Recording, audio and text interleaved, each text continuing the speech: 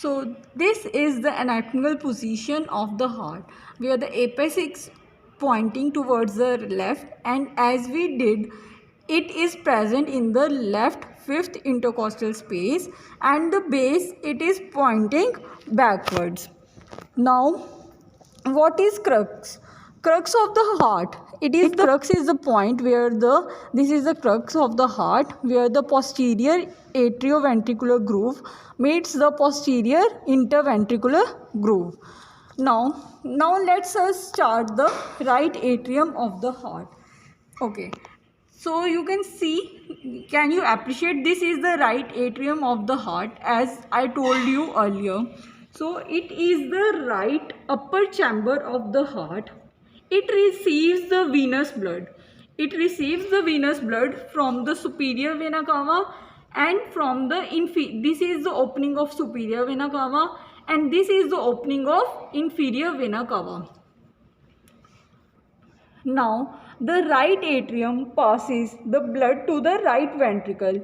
It does it so by this right atrioventricular opening. Can you appreciate this? This is the right atrioventricular opening via which the blood from right atrium passes to the right ventricle. And right atrium, it forms the right border of the heart. It also forms part of upper border. It forms the sternocostal surface, and it also forms a part of base of heart. It forms four parts: right border, part of upper border, sternocostal surface, and base of heart. Now let us come to the external features of the right atrium. As you can see, the right atrium is elongated vertically, receiving the superior vena cava at the upper end and the inferior vena cava at its lower end. Now, the upper end of the right atrium, it is prolonged to the left. You can see this was the upper part of the right atrium, and it is prolonged. ये बाहर की तरफ prolong हुआ towards the left, and this part is known as right auricle. This part is known as right auricle, and the right auricle covers the root of the ascending aorta. This is your ascending aorta. The right auricle, it is covering the root of the ascending aorta, and it also partly overlaps the infundibulum of the right ventricle. You will come to know in the later classes what is the infundibulum of the right ventricle. Now, the margins of the right auricle are notched, and its interior is sponge-like. Why its interior is sponge-like? To prevent the free flow of blood. That's why its interior is sponge-like. Now, along the right border of the atrium, you can see that along the right border of the atrium, there is a shallow vertical groove.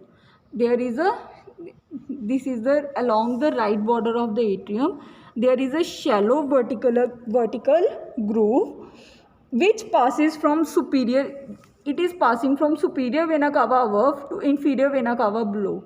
It is passing from superior vena cava above to inferior vena cava below.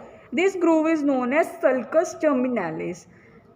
It is produced by internal muscular ridge. So the sulcus terminalis, it is produced by a ridge.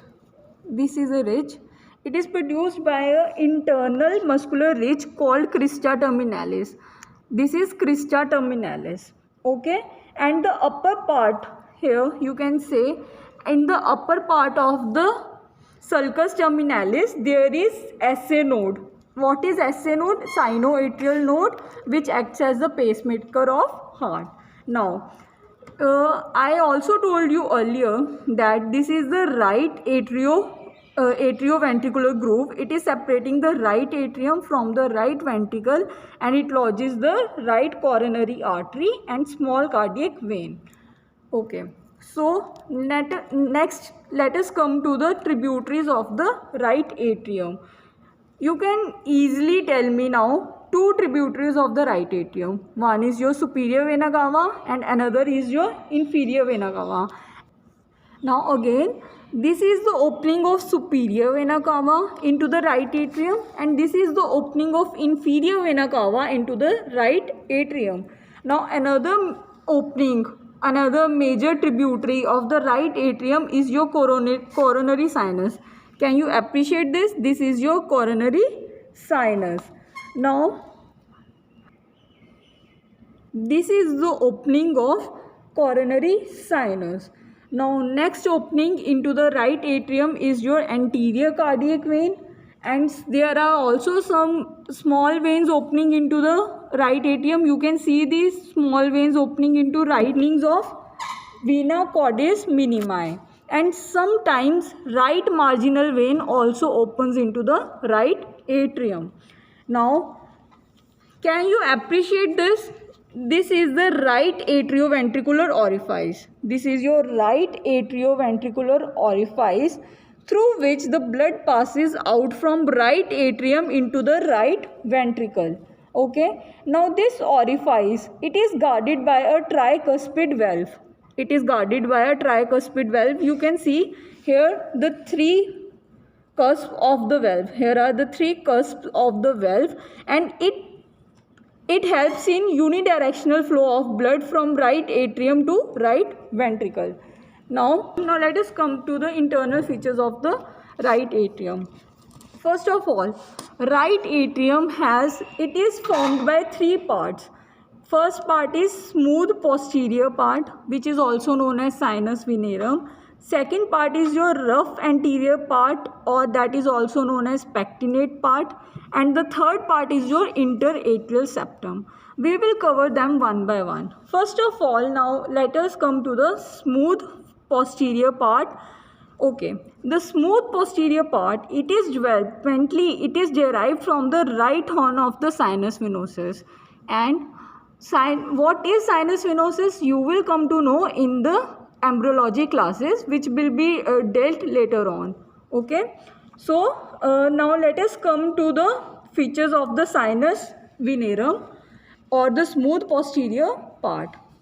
Okay, now the superior vena cava opens into the sinus venerum. Inferior vena cava opens at the lower end of the sinus venerum, and the superior vena cava opens at the upper end of the sinus venerum. Now, the inferior vena cava openings, you can see this is the opening of inferior vena cava, and its opening, it is guarded by a rudimentary valve. It is guarded by a rudimentary valve. That valve is also known as, this is that valve, and that valve is also known as Eustachian valve. Now, what is the purpose of this valve? That during embryonic life, this valve guides the inferior vena cava blood to right atrium to foramen ovale. So the inferior vena cava blood, it is guarded through foramen ovale to the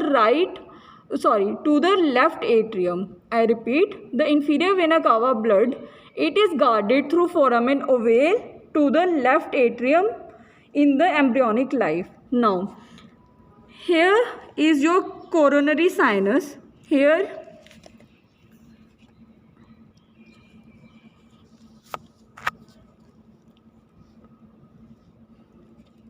is your coronary sinus. It opens between the opening of inferior vena cava. You can see it lies between the opening of inferior vena cava and the right atrioventricular orifice. You can appreciate it very clearly. This is the opening of coronary sinus. It lies between opening of inferior vena cava and opening of atrioventricular orifice. Now, the opening of coronary sinus, it is guarded by a valve of coronary sinus, and that valve is also known as Thebesian valve. Now, there are many other small openings in the smooth part of the right atrium. They are the openings of small veins of heart known as venae cordis minimi. ठीक है, जो वेने कॉर्डिस मिनिमाई हैं, ठीक है, they are present in all 4 chambers of the heart. ठीक है, वो सारे चैम्बर्स में प्रेजेंट हैं. वो सारे चैम्बर्स से ब्लड लेके आती हैं and they drain into the right atrium of the heart through small foramina.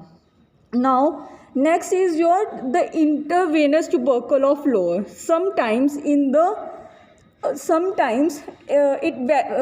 it is वैसे तो scarcely visible, but in the posterior wall of the right atrium. See, if I hold it in anatomical position, right? This is the anatomical position of the heart. So this will be the posterior surface of the right atrium. Posterior, ये अपनी posterior surface आती है right atrium की. तो यहाँ पे posterior surface पे यहाँ पे posterior part पे superior vena cava जो opening है, इसके नीचे यहाँ पे एक इंटरवेनस ट्यूबरकल ऑफ लोअर कभी कभी प्रेजेंट होता है, ठीक है. एंड इसका पर्पस क्या होता है, इसकी प्रेजेंस का क्या पर्पस होता है कि during embryonic life it directs the superior vena caval blood to the right ventricle. It directs the superior vena caval blood to the right ventricle. Now let us come to the rough anterior part और pectinate part, ठीक है. And the right auricle, this is your right auricle, this was your right auricle. It is included into the rough anterior part or pectinate part. Okay, developmentally the pectinate part is derived from primitive atrial chamber. So you will come, again I repeat, you will come to know what is atrial chamber in your embryology classes. Now the anterior part, rough part, can you see? It presents a series of muscular ridges. It presents a transverse muscular ridges known as musculi pectinati, ठीक है. These musculi pectinati, they arise from crista terminalis. You can see this ridge, they are arising from crista terminalis and they run forwards and downwards towards the atrioventricular orifice. You can see they are running forwards and downwards towards the atrioventricular orifice, that is your atrioventricular orifice. Okay, now their appearance, they are like the teeth of a comb. They are like a teeth of a comb. And in the auricle, ठीक है, in the auricle the muscles are connected with each other to form a reticular network. This is your right atrium and this is your left atrium, and the wall separating them is interatrial septum. This is your interatrial septum. This is your interatrial septum. Developmentally, it is derived from septum primum and septum secundum. Okay. Now, it presents a fossa ovalis. It presents fossa ovalis. You can appreciate this is your fossa ovalis. It is a shallow saucer-shaped depression in the lower part. ठीक है. The fossa represents the site of embryonic septum primum. It represents the site of embryonic septum primum. What is septum primum? Again you will come to know in your embryology classes. Now there is one more thing, annulus ovalis or limbus fossa ovalis. It is a prominent margin of the fossa ovalis. This is the prominent margin of the fossa ovalis. It is distinct above and at the sides of the fossa ovalis, but it is not, it is deficient inferiorly. You can see the sides are distinct above and at the sides, but it is deficient inferiorly. You can see the anterior edge of the limbus fossa ovalis, it is continuous with the left end of the valve of inferior vena cava. While doing the opening of inferior vena cava, I told you this is your eustachian valve. So the anterior margin of limbus fossa ovalis is getting continuous with the left end of the valve of inferior vena cava. Sometimes remains of foramen ovale are occasionally present. Okay, this is a small slit like a valvular opening between the upper part of the fossa and the limbus. Sometimes what happens is remains of foramen ovale are present and they represent a small slit like valvular opening between the upper part of the fossa and the limbus. But normally it is usually occluded after birth, but sometimes it may persist.